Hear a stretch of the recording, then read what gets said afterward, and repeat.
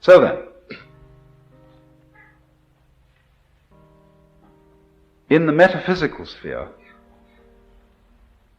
the mystic is the one who feels that everything that happens is in some way harmonious, is in some way right, is in some way an integral part of the universe. Now, when we transplant or translate that into the moral sphere, the sphere of human conduct, the equivalent is this: there are no wrong feelings.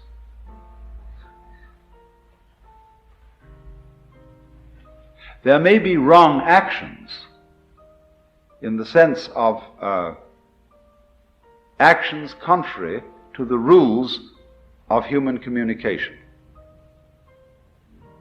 But the way you feel towards other people, loving, hating, etc., etc., there aren't any wrong feelings.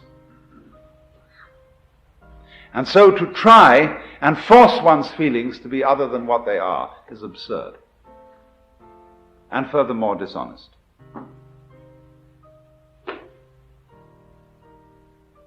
But you see, the idea that there are no wrong feelings is an immensely threatening idea to people who are afraid to feel in any case.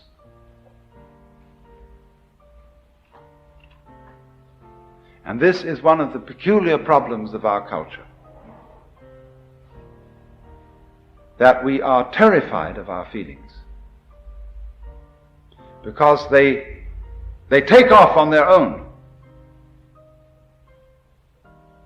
And we think that if we give them any scope, and if we don't immediately beat them down, they will lead us into all kinds of chaotic and destructive action. It's so funny that we, in our Western culture today, say that kind of thing. We who do more chaotic and reckless kind of action than anybody ever did.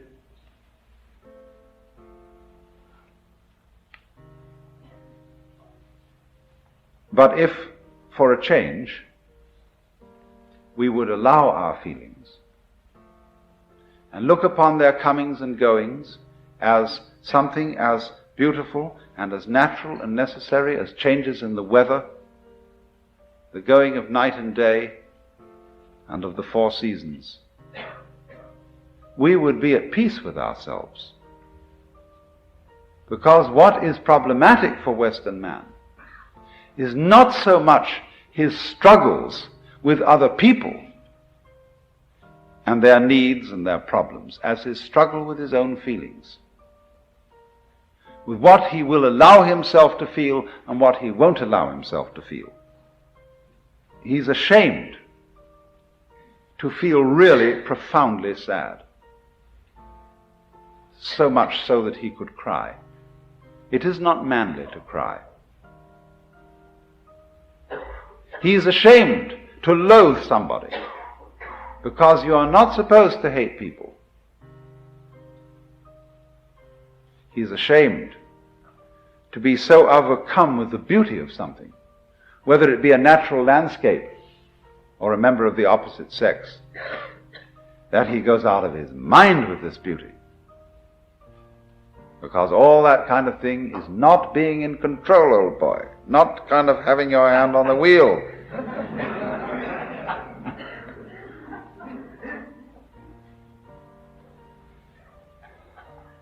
But it is because, you see, we don't go with that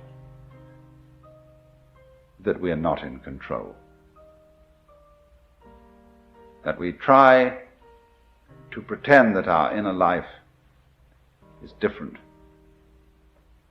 So I think this is the most releasing thing that anybody can possibly understand. That your inner feeling is never wrong. That's to say, what you feel, it's never wrong that you feel that way. It may not be a right guide to what you should do, In other words, if you feel that you hate someone intensely, it isn't necessarily the right way of dealing with that feeling to go out and cut his throat. But it is right that you should have the feeling of hating, or of being sad, or of what? Frightened, terrified, whatever it is. For you see, when a person comes to himself, he comes to be one with his own feeling. And that is the only way of being in a position to control it. It is in exactly this way that the sailor always keeps the wind in his sails. Whether he wants to sail with the wind or whether he wants to sail against the wind, he always uses the wind. He never denies the wind. Well, and it's exactly that same sense that a person has to keep going with his own feeling. Whether he wants to act as the feeling obviously suggests or act in a different way, he has to keep the feeling with him, because that's his own essential self. But when he attempts simply to sail against the wind, he's lost himself.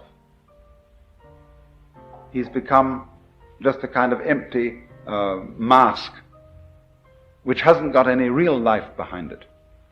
And all its protestations of love and goodwill are hollow. So you see, it is in the most basic, simple situation. A mother has a child. She got it by accident, you know? And she thinks, oh heavens, now I'm all tied up, full of responsibility and so on, I can't stand it. So I really didn't want to have it, and no, I mustn't think that thought. All good mothers naturally love their babies. And so when she gets the baby, she says, darling, I love you, but her milk is sour. And the baby gets the other message.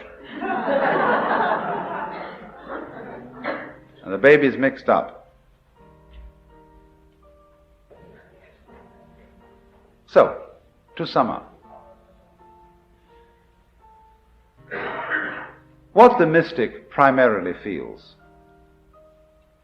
is the divinity, the glory of whatever is.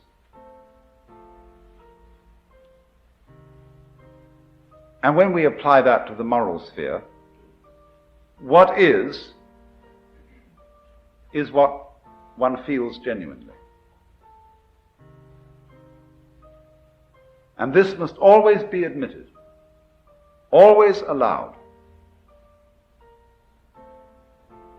It doesn't mean to say, let me emphasize this, it doesn't mean that we always are therefore compelled to act upon the basis of what we feel. That is to say, to kill the person we hate.